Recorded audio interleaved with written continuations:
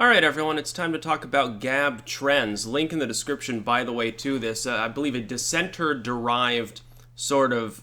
The idea is to create a Drudge report competitor that's been democratized, that's based on actual user interaction as opposed to the aggregation system that's normally employed where things are either handpicked by an editor or by an algorithm.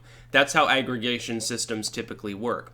What if, though, for Gab's purposes, you take advantage of the fact that you have a large and relatively sort of hip to the news and politics audience, a large group of people, and you allow all of them to interact with the system. Number one, it's more entertaining. People like user interaction. The idea is like the very purpose of Dissenter is because more and more websites are either throttling and heavily censoring comment systems or removing them entirely. Like a lot of news sites now, they used to use like Disqus, or they had their own built-in commenting system, sometimes a link with Facebook or whatever. A lot of them have removed it now. I remember I was banned by WCAX from commenting on their Facebook stories back when I actually used it. By the way, Greta Thunberg saying you shouldn't use Facebook. She's thinking of deleting her account. Why wait until Greta Thunberg gets joked about? Oh my god, it's such a terrible time. People are posting satirical images of her because she's self-appointed herself mistress of the whole fucking climate change bullshit movement. Oh no, don't worry about the fact that they sell user data to China. That's perfectly fine. As far as I know, though, Gab doesn't cooperate with the Chinese Communist Party, so that's a good thing as far as I'm concerned. The idea is that the trends system on Gab will look like Drudge, function like Drudge, but ultimately it would take you to those articles that are actually being spoken about. So you can't astroturf. In the normal way, what happens is that, like with a normal aggregator, certain services or sites are above others. They're prioritized. We've got this on YouTube, by the way, even with normal mundane content creation. You have a priority system. Priority creators like Jimmy Kimmel and Will Smith have been handpicked by YouTube, along with astroturfed fake independent users that don't have a corporate contract but are basically controlled anyway. These people appear first in the lists for search, for trending, up next, everything else, related videos. People like me are on the bottom of the heap. Ironically, it actually punishes the more successful actual independent content creators in certain ways because we're the ones that have been noticed enough to be algorithmically demoted even further off of these rankings. The idea of this is that it allows actual users... It's basically like going 10 years back in the internet algorithmically to when things worked properly. Things that were more popular would appear higher. They're popular for a reason. They're being engaged with. They're getting more comments, more likes, whatever. Why shouldn't they be higher in the rankings? Now, of course, a system should over time roll them back off as news gets old. It's no longer a current event. The political discourse has shifted and so forth. Because otherwise you get old material clogging things up perpetually. They have to be able to roll back off. That's the glory of such a thing like this. Like even on Drudge Report, you go there. Every 24 hours, a lot of that news will be totally different. Things drop off over time. But they're being handpicked for political reasons. Now, some people have a problem with Matt Drudge specifically. Like a lot of the MAGA hack crowd, they're like, well, he no longer supports Trump enough and he's turning into a liberal or whatever. I don't think that. I think he's got to stick up his ass maybe about some of the situations going on, but it's clear his particular politics haven't changed. No, I don't think Matt Drudge is sold out or is doing anything wrong. But it's not democratized news in the general sense. I like a situation in which things that are popular in a grassroots, organic fashion cannot simply be blacklisted from being seen by other people because it is inconvenient to some billionaire somewhere. That's basically what you have in other news aggregation services. That's what you have in mainline tech sites at this point. Gab and some of these other groups, Minds and BitChute and so forth, have bucked that trend and decided that they wanted to go back in the other direction towards a grassroots, organic user experience, as opposed to one that's been tailored by a branding agency. It's like some of the times when these tech sites, news or otherwise, are prioritizing content, shifting algorithms around, and meddling around with what you see when you search for things. Sometimes they are just trying to do that to maximize ad revenue, and it's just about money. At other times, it's a political endeavor. It doesn't really matter why, though. It is cheapening the experience, like YouTube, for example. Years ago, I would use YouTube kind of like a jukebox a lot of the time.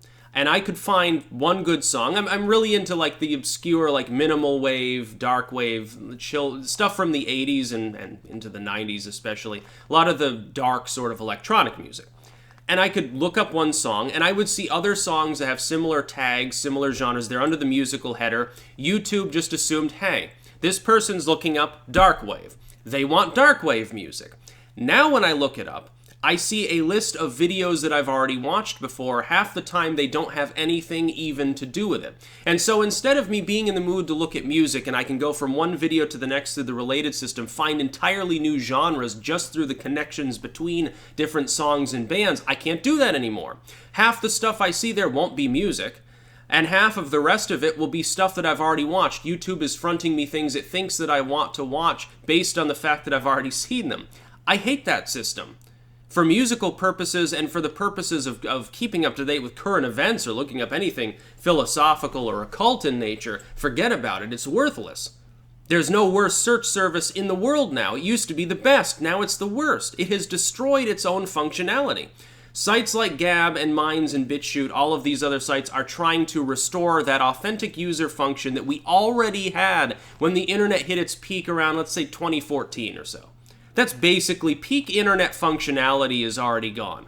From 2014 to 2016 was sort of the golden age, the peak of the internet. It's now arguably in decline, at least with the mainline tech sites. Now, of course, this can cause a MySpace moment where Facebook stops existing, YouTube goes the way of the dinosaur, they get replaced, hopefully you get a better user experience down the road, but there's no guarantee of that because they become so monopolistic, and they've appropriated so much political power in themselves.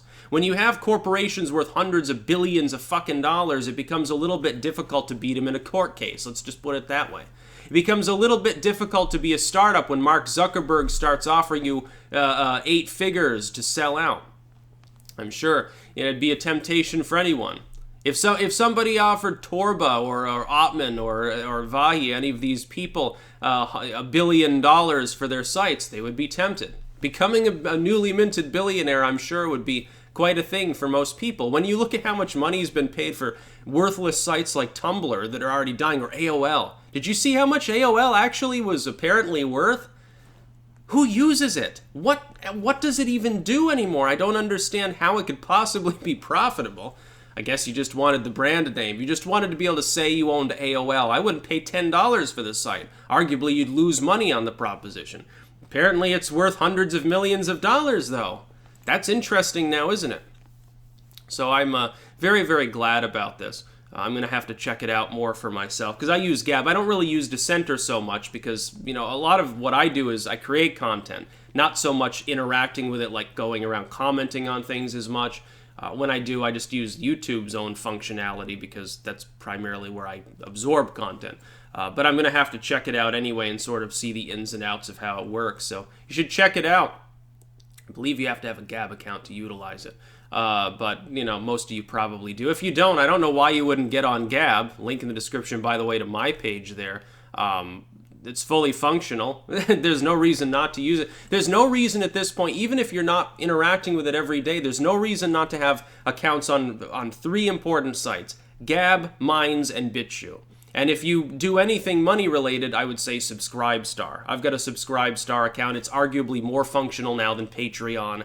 Unlike Patreon, it still exists. It managed to get around the payment processor issue. It's just fine. Works perfectly. You can do one-time or recurrent donations on it, which is something I don't think you can even do on Patreon. It's an interesting service.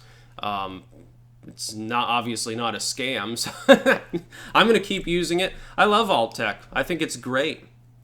By the way, still number 2 on BitChute. Quickly approaching Sargon's levels. We're about to overtake him again, possibly, so we'll be talking about that from time to time. That's about all. Peace out.